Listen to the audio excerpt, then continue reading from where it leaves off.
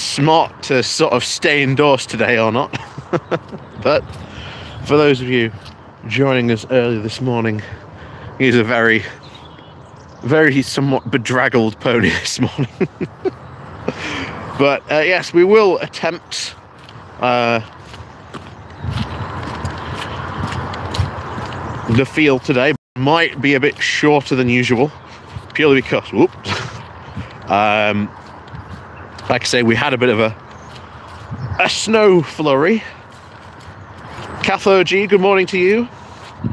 Like I say, we had a bit of a snow flurry, and then all that snow rapidly melted very quickly. So now we've got the conditions of, we've had a lot of groundwater, combine that with a bit of more rainfall. Pretty Bird, greetings, good morning to you. And essentially we've had a bit of flooding, and of course the ground here, as normal, well, is even worse than usual. So I do beg your apologies if I'm not looking at the camera, because like I say, I'm trying to stay upright. So yes, it's gonna be fun. Pagan, good morning to you. Dave Walker, good morning to you as well. And good morning to everyone joining us. Like I say, if I do miss you in the chat, like I say, I do apologise to you today, but like I say, today's going to be one of those very, very muddy walk days today, unfortunately. So it is going to be a case of see, well, how far we can get. And we've already got potentially one problem at the moment. This might be a good morning walk under the bridge. For the looks of it. We'll see if we can get past this cow. Brian, good morning to you from Ghent. Ooh, again, Ghent, somewhere I'd like to go. Nicholas, good morning to you as well. Muddy Scotland. Well, again, it's a very, very muddy Yorkshire. Like I say, I've been to Bruges, and I really like Bruges. I want to go back to Bruges at some point. But I also want to go to Ghent as well. So I know you're not too far away between each other. Let's see if we can get through here. Or whether this cow will let me go through here. Is, of course, as always, the biggest problem. Because I was going to try and go that way, but the cow is in the direct road of it. Pagan yet took his Putin interview, seemed to have backfired on him. Oh, honestly, that whole interview, oh my word, I spent yesterday, so I have watched the full 2-hour interview, so I've watched that, and then I've watched 2 different YouTubers do their take on it as well, and both of them are roughly in about sort of the 5 or 6 hour marks of when they've been looking at it.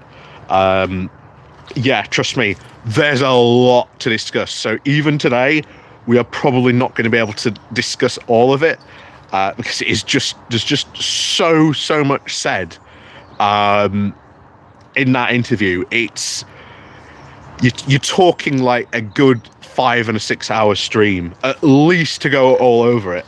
And then that's, of course, did you watch Vosh's reaction? No, I haven't seen that one. I've only watched Dylan Burns's, and I can't remember who the other guy is, but he's another really good guy in the US who does foreign politics. And now this cow's backing up, so now I'm a bit worried to try and go through, because I'm going to be very close to you if I go that way. Ugh. Come on, move on, drive on. No.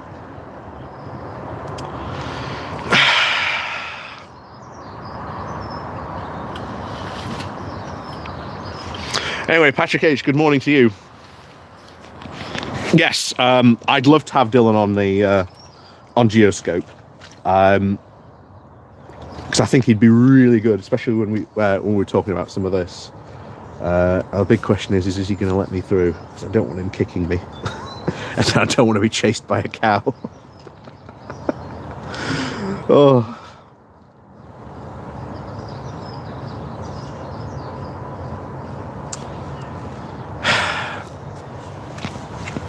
I do wish the farmer wouldn't put these in this field, because he knows this is such a dog-friendly side of the field. Good morning, cow.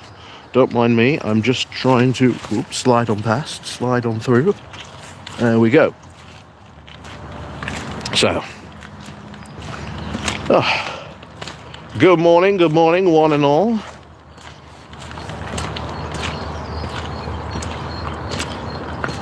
Yes, good morning to you.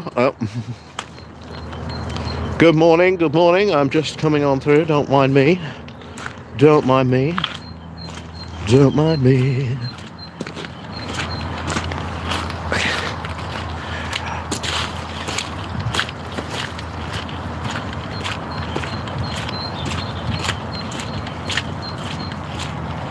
I know they always say don't be worried about cows, because they're meant to be like, you know, really docile unless you, you know, annoy them.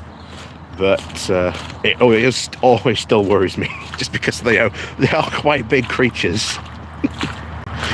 And they can actually run quite fast.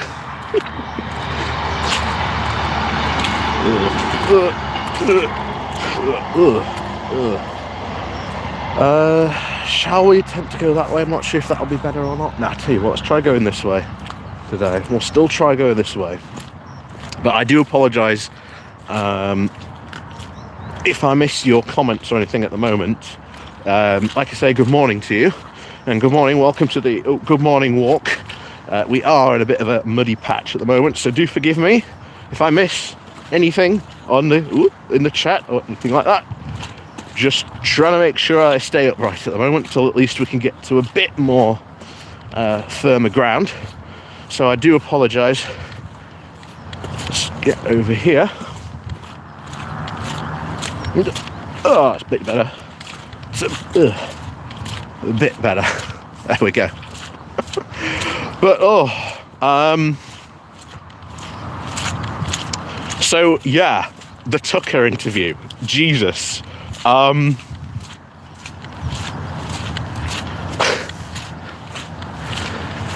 Joe, good morning to you. Good morning to everyone else as well. Ben, good morning to you as well. There we go. Oh, it's a bit more stable ground now. It's a bit better. Although I don't know if I'm going to be able to scramble up the hill given how wet that was. So this might be we get to that point and then we turn back around. But we will see. We will see. Jane, good morning to you.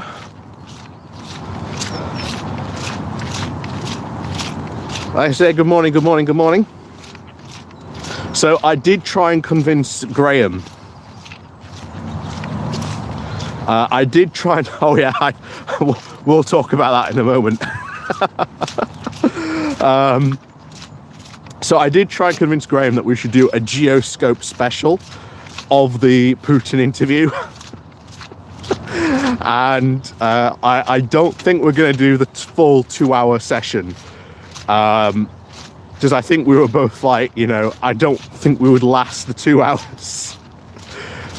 Because we would be probably stopping it at so many points. And that's the thing, if you've seen other people's thing, you haven't seen the Tucker face plan yet. Oh well.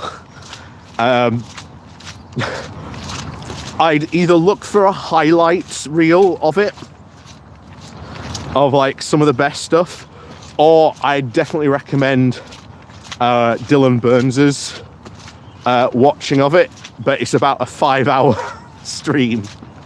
So, you know, put it on in the background and, you know, do something while it's on in the background, because it's a bit of a watch. It's a bit of a watch.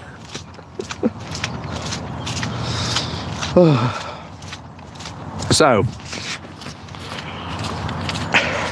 one of the things I find kind of funny, which the Russians themselves have sort of, you know, contradicted, was that Tucker has framed this interview as no one was reaching out to speak to Putin. No one was, asking him. No one was speaking to Putin about this. No one was wanting to interview him. But that couldn't be further from the truth. There have been a ton of people wanting to speak to Putin during all this. Bakura, good morning to you. So there's been a ton of people. They even said that they had a long list of people who had been applying to, speak to Putin. So the first question you should probably ask, and I think the first thing that should be at least talked about, is why did Putin pick Tucker Carlson? Well, for those of you who may not remember, Tucker has now become a somewhat independent journalist. After he got fired from Fox News, he started his own channel. Like I say, Tucker is pretty much a welfare comes from a very rich family. So he can pretty much fund this himself indefinitely. RG, good morning to you, Yorkshireman in California. Good morning to you, well, good morning to you, and A up and away, lads. As they say.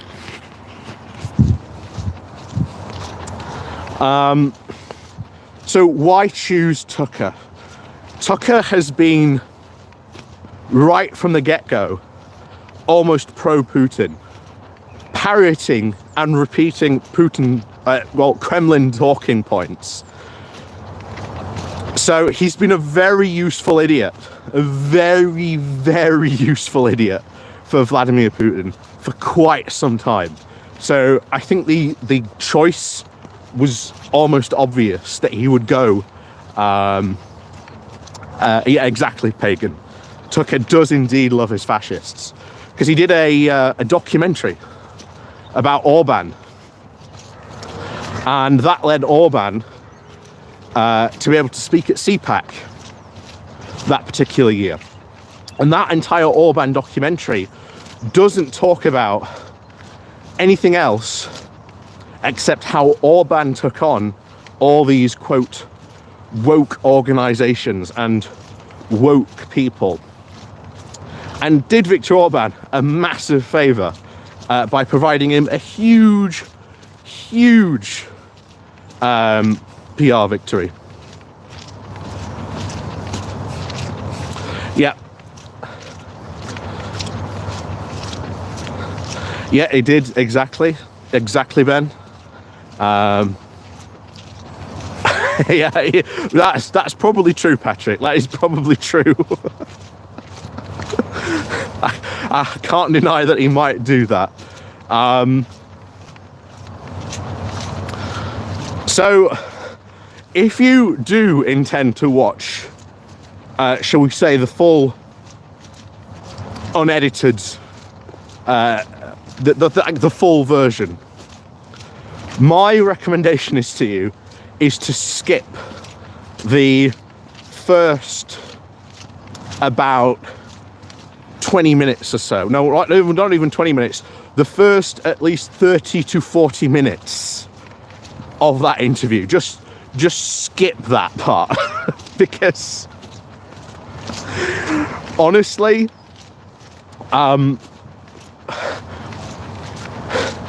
look, there have been times on this channel where I've got a sort of sidetracked, and I've started talking about, 40k, D&D, all this kind of stuff. And to some of you, that's probably going to be like, quite interesting. You're probably going to be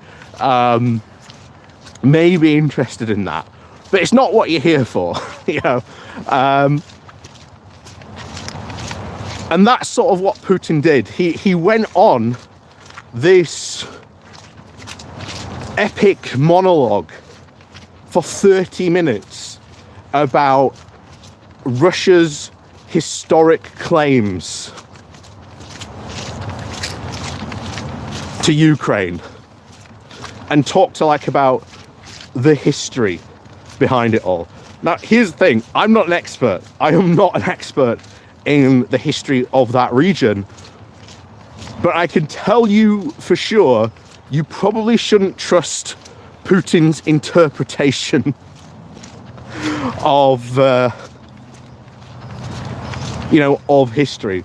I'd be a bit suspicious, shall we say, of Putin's version of events and the way that he tells them.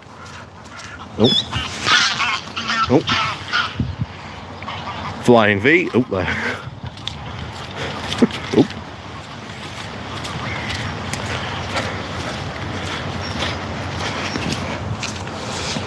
So this is one of those things where it's just like, it just seems so LARPy. Just seems so LARPy. Oh yeah, just to show you how much water and flooding we've had the past couple of days. You can see how swollen up the river is over here. Normally it's a lot lower than that, but yeah, like I say, with the snow, the rapid melting of it, and then followed by a lot of rain downpour, you're gonna get a lot of flooding,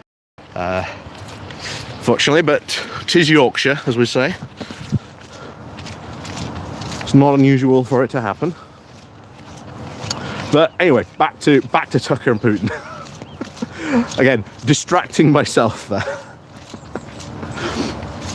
So, like I say, if you are gonna watch, like the proper thing, it's a 2-hour interview, so it's a long one. But at least skip like the first 30 to 40 minutes. Because honestly, Putin just goes on this massive rambling monologue about Russian history. Duke Vengeance, good morning to you.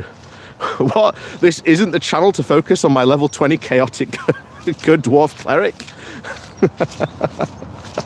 I know.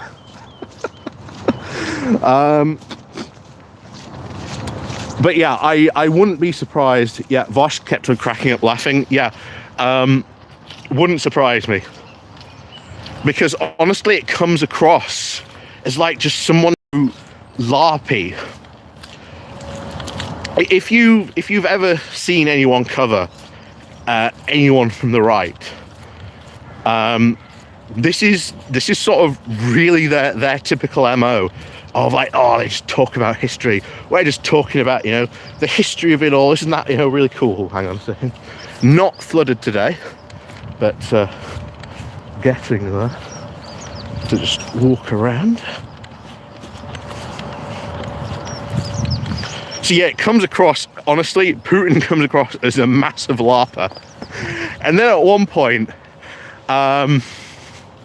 he goes, oh, I will prove this to you. I will prove everything I've just been, saying is correct.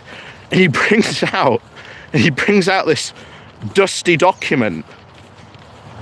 Now he doesn't actually open or show it or anything like that. But it's just like, look at my documents. Look at my documents. My documents prove it. But yeah, it's so LARPy. It's exactly. Hold on a second. HT. Exactly. If you've seen Putin's speeches or seen any of like the academic stuff that he's put out since the invasion of Ukraine, yeah, you know how LARPy he is. We should have probably predicted this. But yeah, it's really strange that he goes on this massive, almost history LARP fest. Tilly the Coder, good morning to you.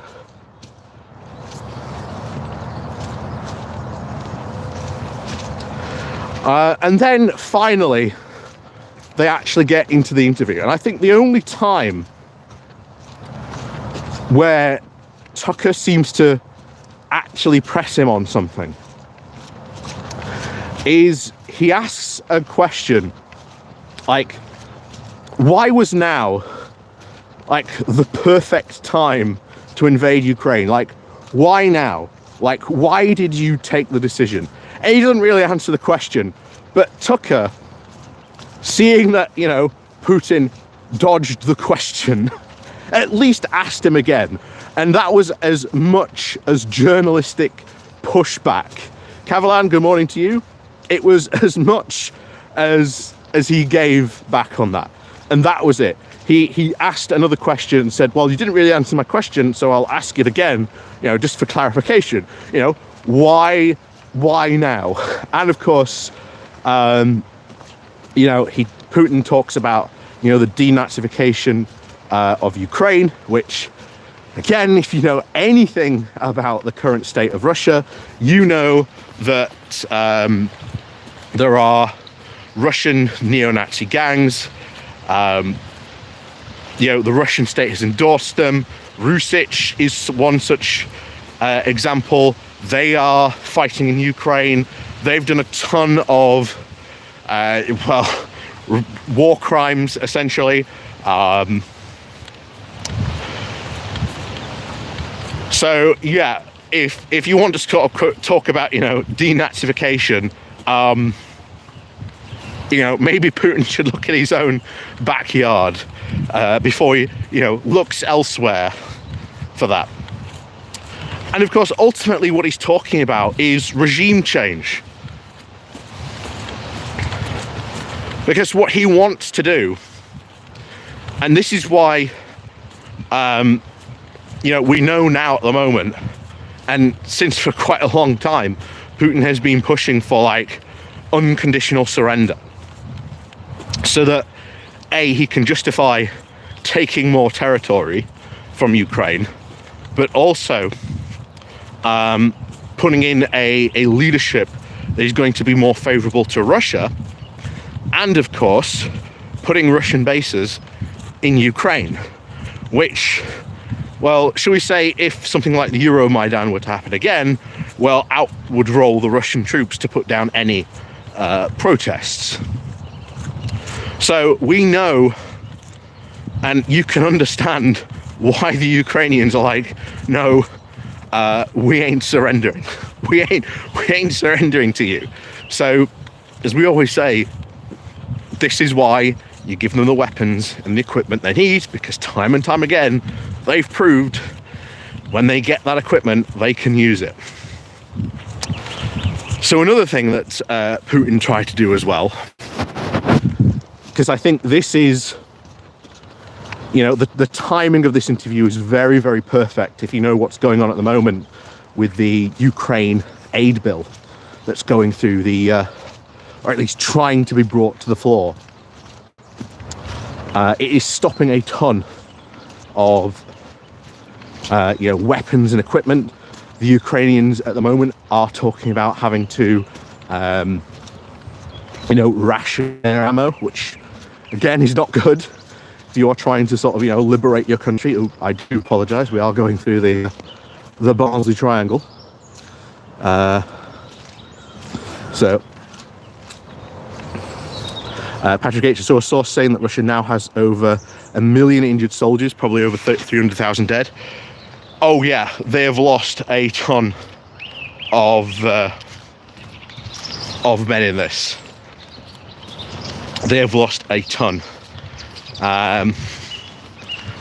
In fact, there was an incident not too long ago where military wives were protesting outside the Kremlin, and put it this way, the Kremlin wasn't going to touch them. What instead they went after were the journalists. So if you were a journalist and you were reporting on this protest, the police would just show up and arrest you for reporting on it.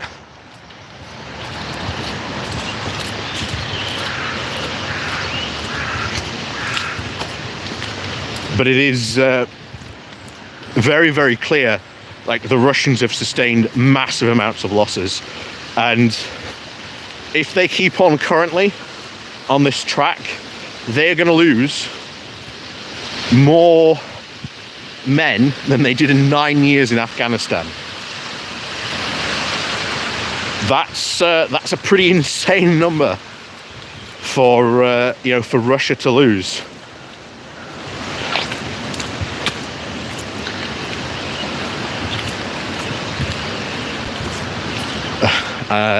Nope.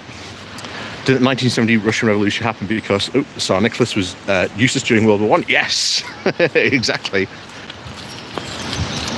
So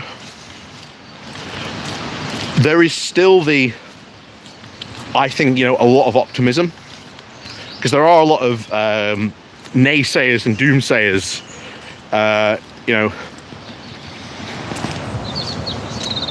going on around saying, oh, well, Ukraine's lost, we should cut our losses now while we can, and we should strike a deal with Putin. And I'm like, whoa, whoa, whoa, whenever I see these people, oh, whoa, whoa, whoa, we don't get to decide that.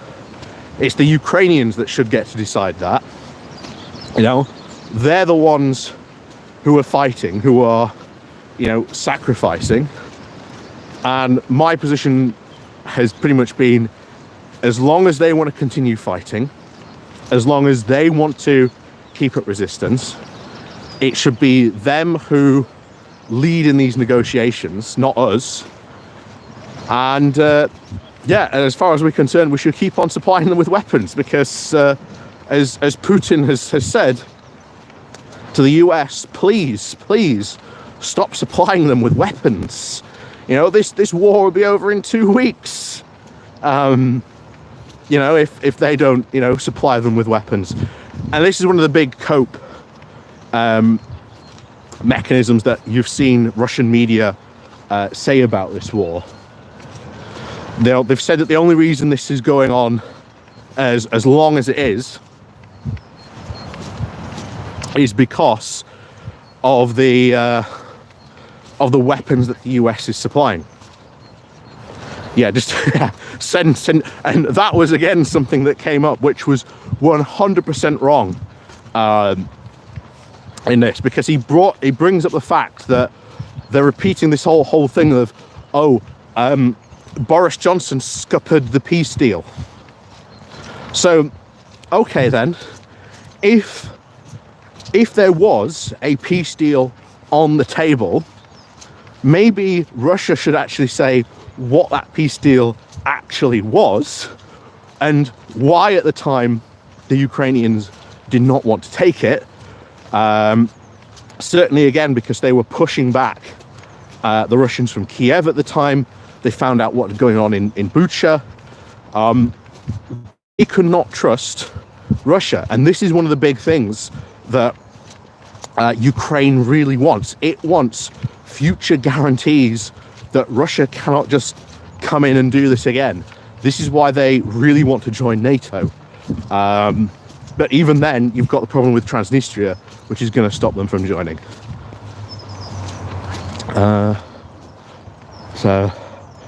Yeah, like I say, I don't fancy my chances scrambling up that hill today.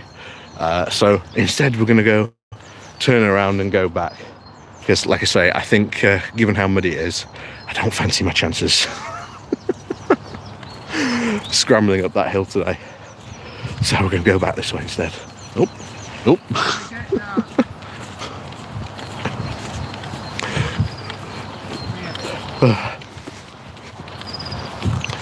So, yeah, that's something that does need to,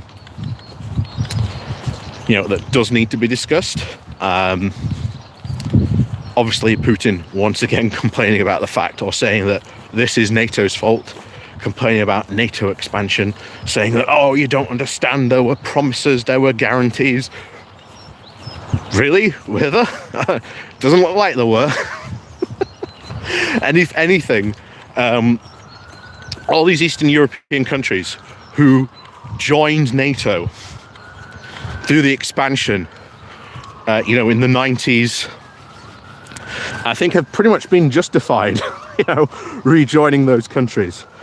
And that's something else Putin went on to say, that, oh, I'm not interested in any NATO countries. Oh, I would never go into a NATO country.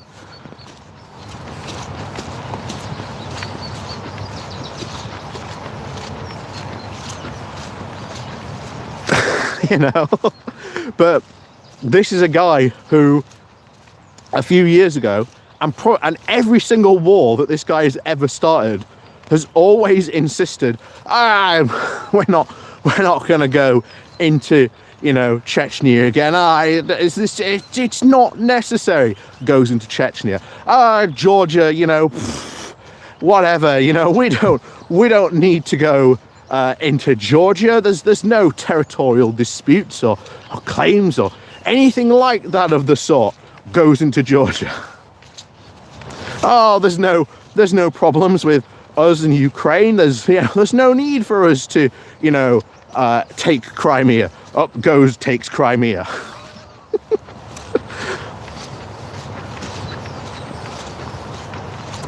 Yeah, listen to Putin whine and moan. You see where Trump gets it from. Yeah, exactly. Exactly.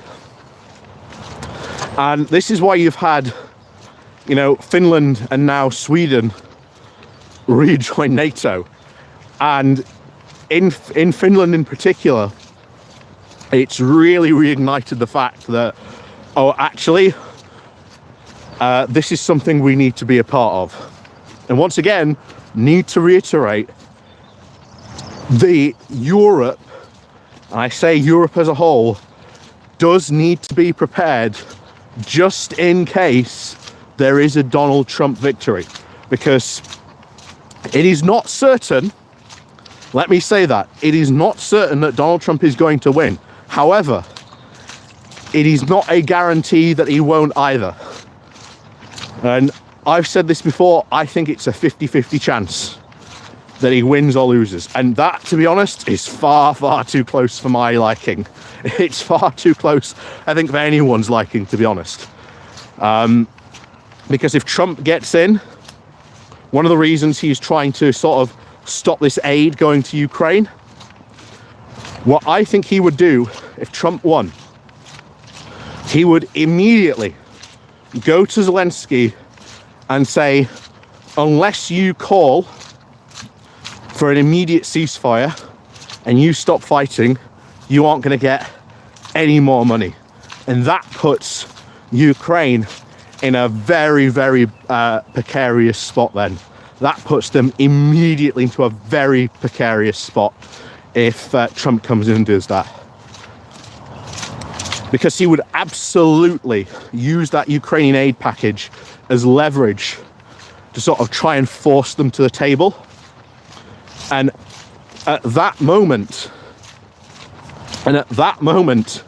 this is when Europe really has to step up, to the plate on this. You know, I've said it before, you know, the UK needs to think about spending more money on defence, just for the fact we need to spend probably about 4%. I think we're 2.2% at the moment. We need to go to 4% because we need to rebuild a lot of capacity that we've lost. A lot of capacity that we've lost. Otherwise, we're going to find ourselves in very, very dire straits. Because at the moment, we are part of the F-35 program. A lot of countries are part of the F-35 program. But what if Donald Trump suddenly goes, no F-35s for you?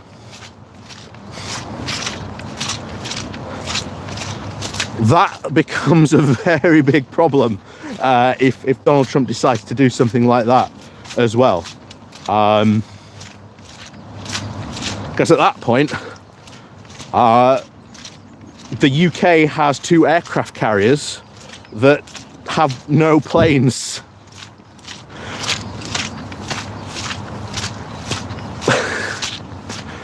So it's yeah, you can see why the UK needs to really up its game on this, and not just us, but this is a whole European thing, and this is where we really have to look at really working with like European allies, and really get in and sort some of this stuff out. Otherwise, all of Europe's going to find itself in a lot of big problems. I mean, don't forget that Storm Shadow, that the Storm Shadow missiles that we've been supplying Ukraine were a joint UK-French development. Like, let's not forget that. And when the Ukrainians have used those missiles, they've used them to some very, very good effects when they've used them. So, as I always say, when you give the Ukrainians the equipment that they need, turns out they can get the job done with it. Which is why, another thing that came up in the interview, Putin talked at one point about, he was like, he apparently had this phone call with Biden, where he said, oh no, you don't understand, if you back Ukraine, it's going to be like a really big mistake. So he felt, or at least he said at that point, they went to start developing things like hypersonic missiles.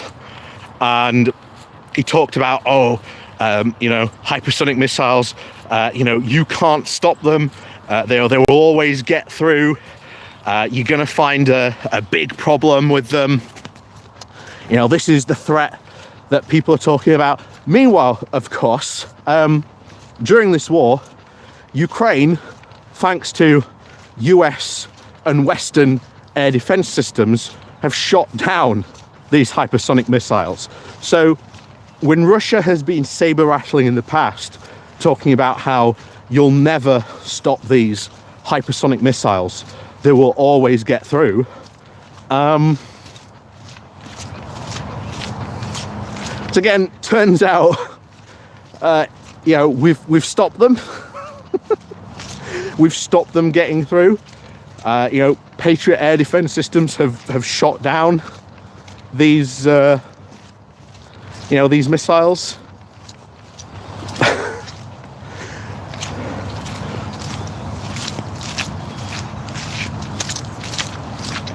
So yeah, that was a kind of funny conversation. Putin sat on the floor with his legs crossed, developing hypersonic missiles using sticky back plastic and glitter glue. Yeah, it's a very Blue Peter project. Very, very Blue Peter projects. He was delivering on that. That's for sure.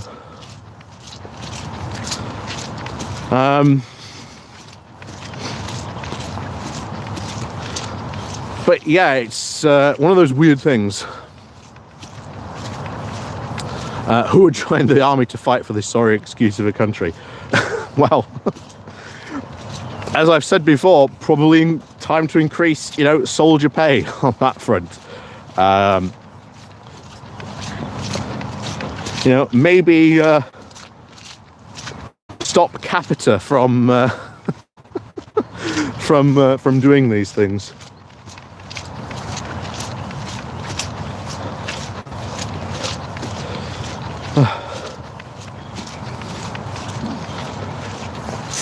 So it comes down to really, November worries me. And someone put about that. I saw it very briefly. How I've been writing. So yeah.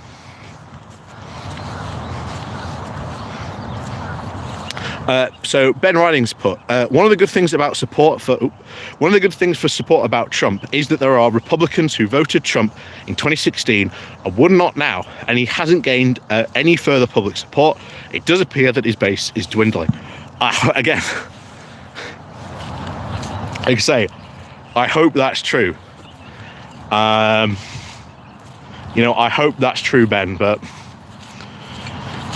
my worry is that Democrats don't turn out like they did in 2016, and independents who would traditionally vote Democrat as well also then don't turn out like they did in 2016. And that's my big worry.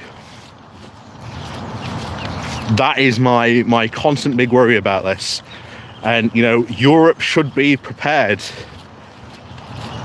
There should be plans in place to, we need to look to our own defense on this.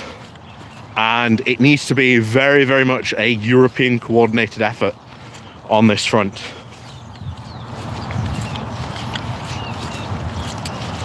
Now, this is why one of the things that we should actually do is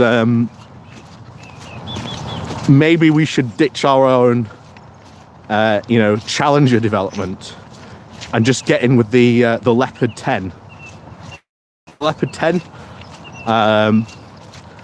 because Rheinmetall, oh my word, when you can develop a tank that can wall hack and then I think you've got a quite concerning tank there. Probably something we should maybe help develop and look into. The other thing as well is aerospace. Britain has had a very traditionally good aerospace development. R&D and stuff like that. Traditionally, it's something we actually are still somewhat good at. So maybe again, this is where we need to look at developing a competitor to the F-35. Maybe we need to look at building a Eurofighter Mark II. A new the next generation of aircraft. But if you do that, that's going to take about 10 years to be able to do. And to be honest, we probably need it going into action sooner than that. But if all of Europe gets behind it and gets into that program, then I think this is where we probably stand a good chance. Because one of the things that Trump will hold over Europe if he gets in is the withdrawing of F-35s from European countries. Because Trump will absolutely weaken sanctions on Putin. And if he does that, that will enable him to carry out the war more effectively at that point. And like I said many, many times, if Trump gets in, so many bad consequences. So many bad consequences for so many things if he gets in.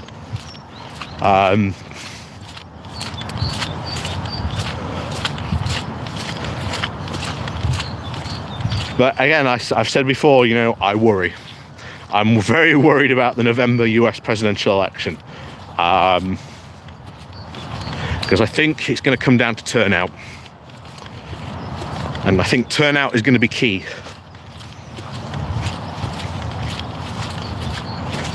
So if you are in the US, do get as many people as registered to vote.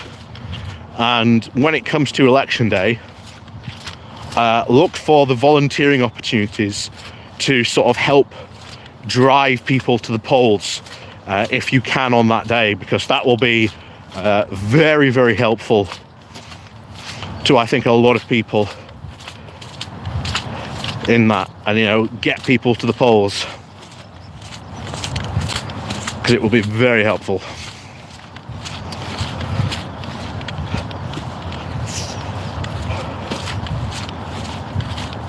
But of course, if Trump does lose, he'll call it fixed and fake, and you know, maybe we'll get another January the 6th part 2, you know, Trump's electric boogaloo. And what if he succeeds this time? You know.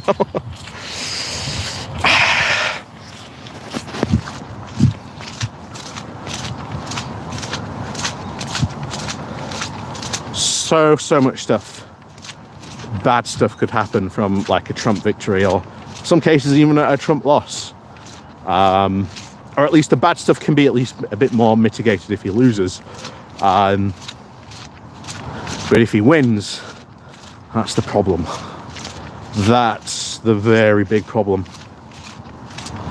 So I'll be interested to see when it comes to general election time what people like David Lammy, you know, who's the shadow foreign secretary at the moment, what are they going to say about, you know, Trump's victory? What does that mean? And what that means for us? It's going to have a lot of implications going forward.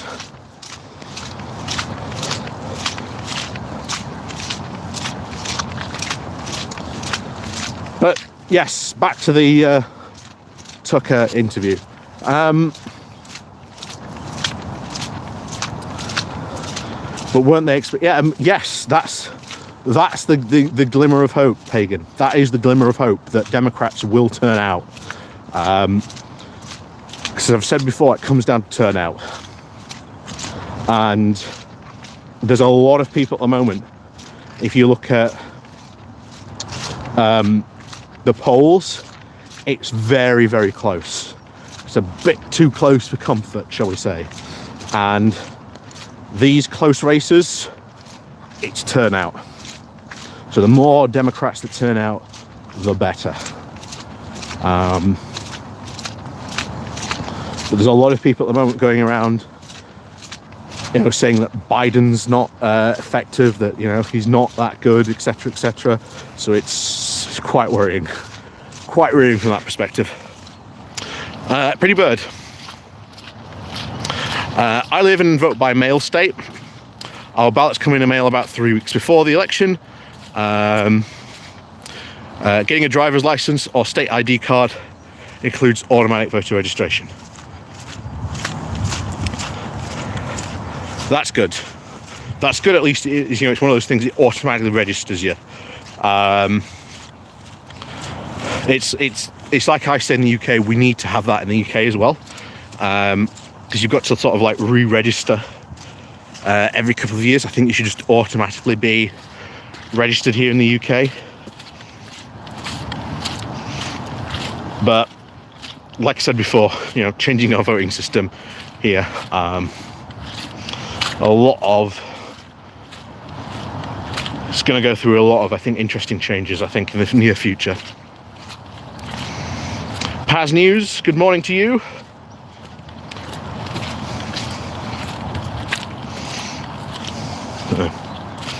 Let's try. Squelch. Squelch. Now, is that cow there? Because if he isn't, I might be able to. Oh, Daisy. Is that him, or is that the one that was in the? Might have been the one that was in the tree.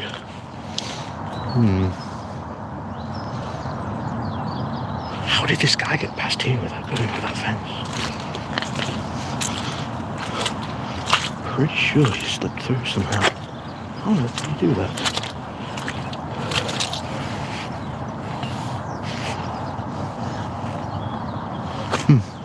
I'm pretty sure that guy just like slipped through that fence. I don't know how he did it. I wasn't watching closely enough. Oh. Anyway. Excuse me while I wade through this mud again. So I do apologise if I miss anything or anything like that in chat. Like I say, I've got to stay upright. Does help. Does help.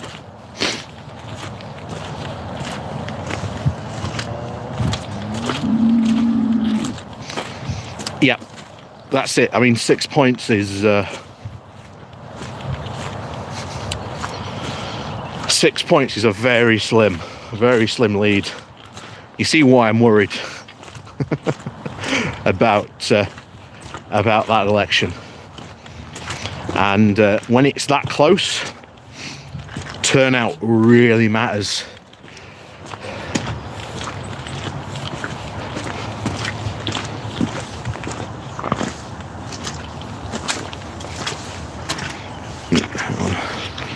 Let's try. Oh, slip on through. Whoop. There we go. Oh, oh, oh.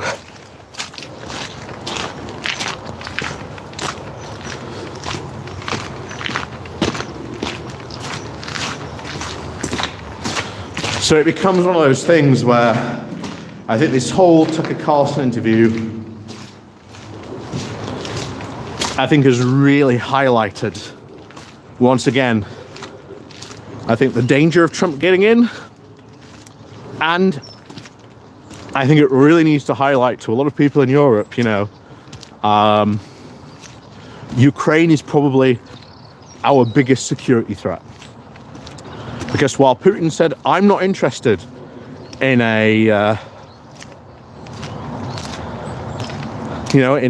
general, in any of these NATO countries, but the reality is, time and time again, he's said things, he's expressed things which explicitly refer to some of these NATO countries, especially the Baltic countries.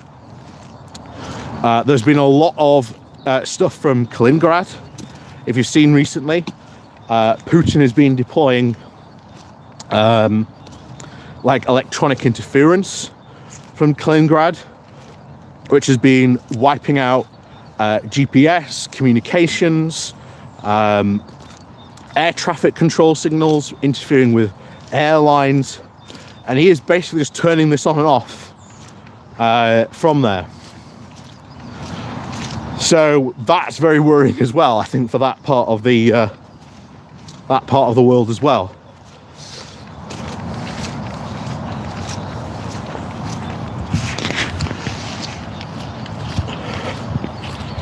Because it is a very militarized area, Kaliningrad.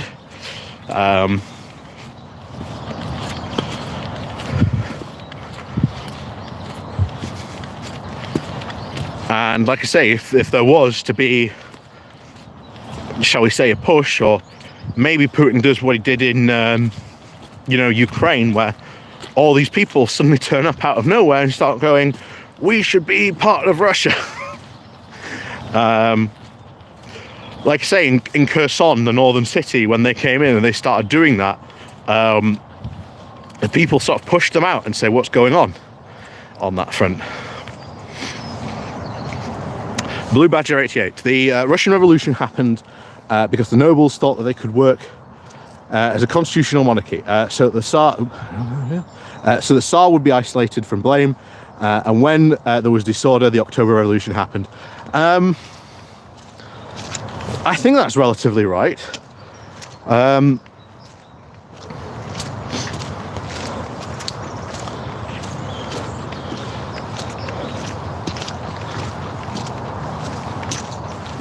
think that's relatively right on that. Number 3, hello to you.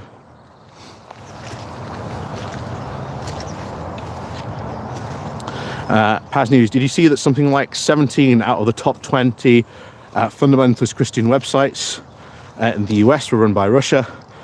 It wouldn't surprise me. It would not surprise me.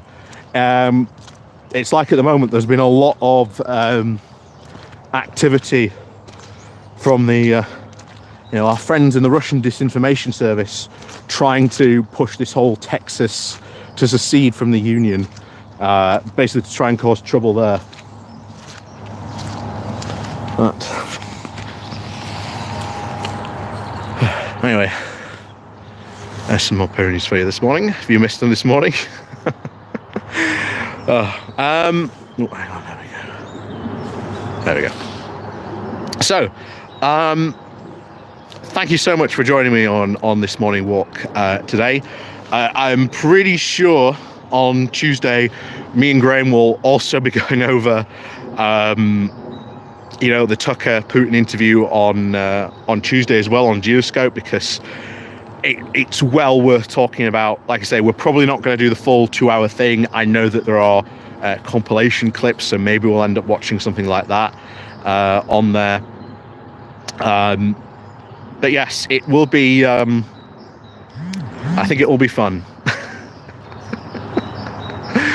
But yes, as always, thank you very much for watching. Please do remember to click on the like and share button on your way out. Do remember to leave a comment down below as well. That helps with all the algorithmical things as well. But also, there is the Patreon page, there's the Pony Club down below as well. There's the Buy Me a Coffee link, and of course there's the YouTube thank you button as well. And as always, thank you so much for joining me today on today's Good Morning Walk. Are we free next Saturday? Yes, we are free next Saturday. So thank you very much for joining me today. And of course, have an absolutely fantastic weekend. As always, if you can't be safe, be sensible. And we'll see you all next time on the Good Morning Walk. So until then, we'll see you all very soon.